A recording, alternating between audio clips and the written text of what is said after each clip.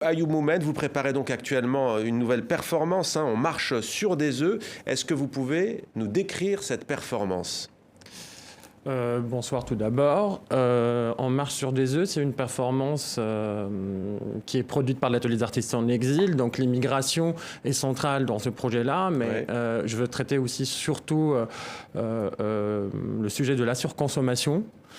Et en même temps, il y a l'aspect social ou l'aspect de la phrase, du métaphore. On marche sur des œufs, ça veut dire cette sensation d'incertitude, d'insécurité qu'on peut ressentir actuellement dans nos sociétés, quelle que soit post-contamination ou en général dans nos vies privées. Donc voilà. On marche sur des œufs, contamination qu'on va découvrir tout à l'heure, le défilé. On a le sentiment que vos œuvres sont quelque peu prémonitoires avec cette pandémie de coronavirus. Effectivement, c'était en novembre 2019 que j'ai créé Contamination. Et c'est avant-gardiste, forcément. Dans ma pratique, je suis inspiré par des personnes ou des artistes avant-gardistes. Donc, c'est quelque chose de spontané en moi. Et après, voilà, j'ai pas trop réfléchi. C'était évident pour moi d'appeler l'idée. Franchement, l'idée c'était, je parlais de personnes qui sortaient de la mer. Ouais. Du coup, je me suis dit, je vais parler de la pollution aussi, donc qui existe dans la mer. Donc, vous nous laissez se noyer dans la mer, mais aussi dans les déchets. Et du coup, voilà, il y a eu ce nom de performance. J'espère que la question ne va pas vous déstabiliser. Alors on parlera tout à l'heure du défilé, hein. Là on parle toujours bien entendu de marcher sur des œufs. Vous avez pris des œufs périmés, on imagine, c'est une performance, donc vous avez vraiment marché sur des œufs, c'est vous, ce sont vos pieds que l'on voit à l'image? Oui, effectivement, c'est mes pieds et c'est pas des œufs vraiment périmés, c'est des œufs... Donc vous assumez? Je l'assume parce que je sais, en fait, quand avec la production, on a eu cette discussion-là de ouais, c'est pas écolo, etc. Effectivement, par exemple, moi je parle de la surconsommation. Justement, c'est pour vous poser la question. En même temps, vous cassez des œufs qui ne serviront pas. Oui. Non, pas totalement. J'ai récupéré tous les œufs qui sont pas cassés et j'ai fait des omelettes.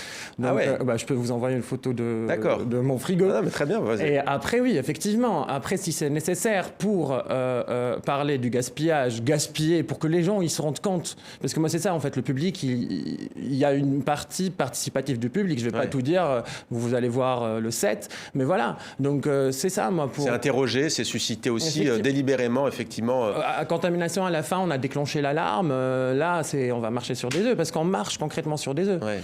Donc voilà.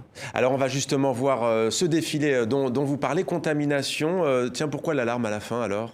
Parce que là, c'est plutôt une performance calme, dans le silence. On voit effectivement... Dans le silence, on a produit quand même de la musique très expérimentale, agressive. Il y avait des sons de baleines enregistrés par une activiste dans les océans. Donc c'était une œuvre complète.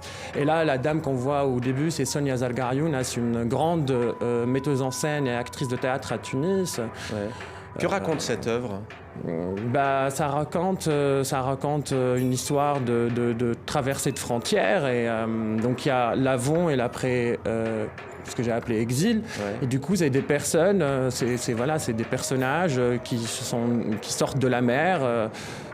Voilà. Un style unisexe, minimaliste, décomplexé, c'est ainsi que l'on présente souvent votre création. Pourquoi ce choix artistique ?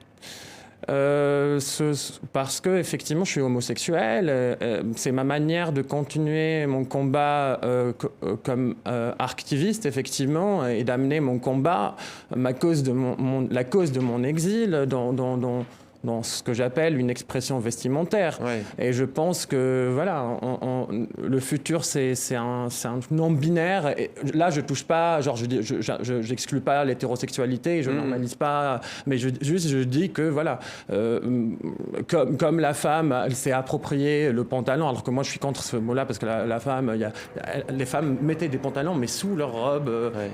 Donc du coup, alors qu'il y a pas longtemps, il était encore interdit en France officiellement dans les textes. Hein, c'est ce que peu de gens savent, le pantalon. C'est l'inverse, paradoxalement. À chaque fois, je découvre, moi depuis 5 ans ici, je découvre des lois. C'est un paradoxe. Juste, du coup, vous avez prononcé le mot, on n'a peut-être pas bien entendu, mais vous avez bien dit activiste et non pas activiste, donc A-R-T, activiste, c'est la contraction des deux mots, artiste et activiste. C'est quoi? C'est tester les limites, les dépasser, inventer des nouvelles frontières, quoi qu'il en coûte, c'est ça? Archtiviste, déjà, c'est une association que j'ai créée il y a 3 ans. Ouais. Et c'est mon collectif. Et l'idée, c'est de faire des collaborations avec plusieurs artistes et de créer des projets sous une forme d'expression vestimentaire. C'est-à-dire, après, la manière de présenter, on la trouve ensemble. Et effectivement, Archtiviste, c'est plus parce qu'il y a l'artivisme, ça existe, mais c'est la forme. Mais moi, c'est plus pour parler des artistes qui militent à travers leur art. Donc c'est une forme engagée. Ça se voit dans le Et dans votre esprit, c'est la dernière forme possible de résistance, l'art en tout cas pour vous la plus efficace par les temps qui courent? Oui, effectivement, c'est la première, je veux dire, et c'est la seule et la dernière. Pour moi, l'art, il est là pour questionner et pour faire évoluer les sociétés. Ouais. Donc pour cela, c'est quelque chose de très important. Et sans art, nos sociétés, il n'y aura pas d'évolution, il n'y aura pas de révolution, il y aura rien.